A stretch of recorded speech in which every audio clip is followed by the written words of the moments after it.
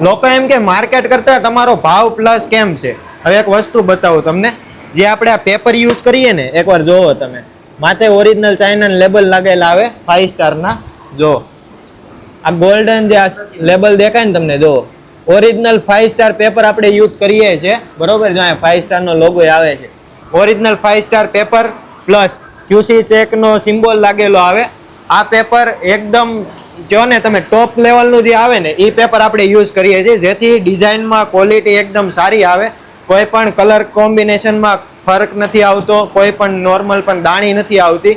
બાકી local paper વાપરવું હોય ને તો આ પેપર કરતાં ઘણું સસ્તું આવે.